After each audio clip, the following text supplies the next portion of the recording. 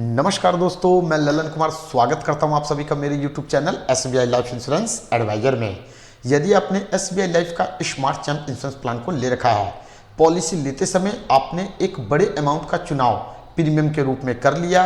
अब आपको ऐसा लगता है कि जो आप प्रीमियम के रूप में अमाउंट दे रहे हैं वह काफ़ी बड़ा है, इसका भुगतान करना आपके लिए संभव नहीं है, आप अपनी पॉलिसी को कंटिन्यू चलाने में असमर्थ हैं और आप स्मार्ट चैम्प इंश्योरेंस प्लान को कैंसिल करवाना चाहते हैं, पॉलिसी को बंद करना चाहते हैं, तो इस वीडियो को ध्यानपूर्वक देखें और सुनें। इस वीडियो के माध्यम से मैं आपको दो ऐसे मेथड बताऊंगा जिसकी सहायता से आप बड़ी आसानी से स्मार्ट चैम्प इंश्योरेंस पॉलिसी को बंद कर सकते हैं। तो कृपया करके वीडियो को ध्यानपूर्वक देखें और सुनें। तो चलिए स्टार्ट करते हैं। स्मार्ट चैम्प इंश्योरेंस प्लान को कैंसिल करने के दो आसान तरीके हैं। सबसे पहला तरीका यह है कि आप अपनी पॉलिसी को 2 साल तक चलाने के बाद आगे का जो भी प्रीमियम होता है उसका भुगतान करना बंद कर दें। जब आप अपनी पॉलिसी का भुगतान करना बंद कर देते हैं तो आपकी पॉलिसी पेड अप पॉलिसी में कन्वर्ट हो जाती है। जब हम स्मार्ट चैम्प इंश्योरेंस प्लान को लेते हैं तो हम बेसिक सम अश्योर्ड निर्धारित करते हैं। बेसिक सम अश्योर्ड के अनुसार ही हमें एक निश्चित राशि एक निश्चित समय तक प्रीमियम के रूप में भुगतान करना होता है।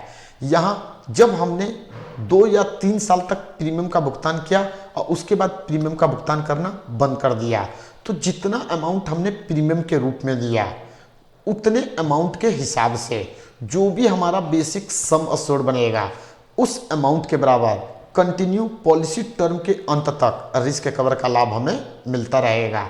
यदि पॉलिसी टर्म के दौरान कभी भी पॉलिसी होल्डर किसी दुर्घटना का शिकार हो जाता है, वह अपने परिवार वालों के बीच में नहीं रहता, तो उस कंडीशन में पॉलिसी होल्डर के नॉमिनी को पॉलिसी होल्डर द्वारा दिए गए कुल प्रीमियम का जितने प्रीमियम का उसने भुगतान कर दिया उसके हिसाब से जो भी सम अश्योर्ड बनता है उस अमाउंट का भुगतान डेथ बेनिफिट के रूप में कर दिया जाएगा।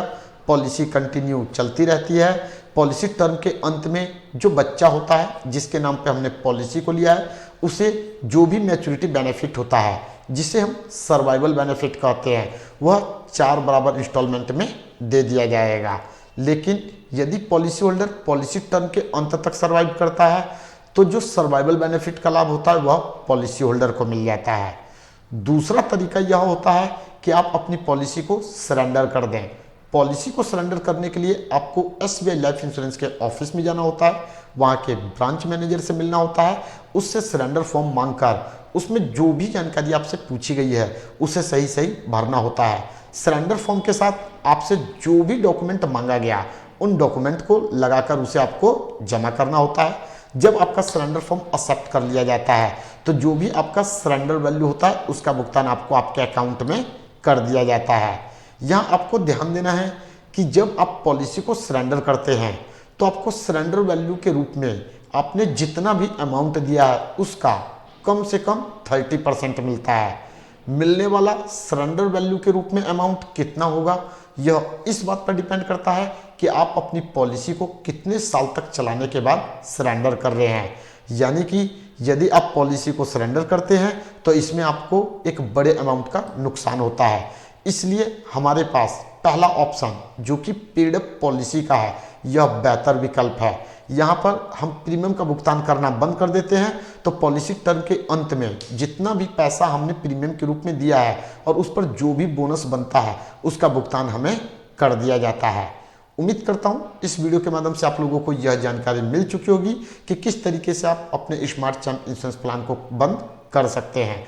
इस वीडियो के माध्यम से बस इतना ही, फिर मिलेंगे नेक्स्ट टाइम एक नए टॉपिक के साथ। जय हिंद, जय भारत।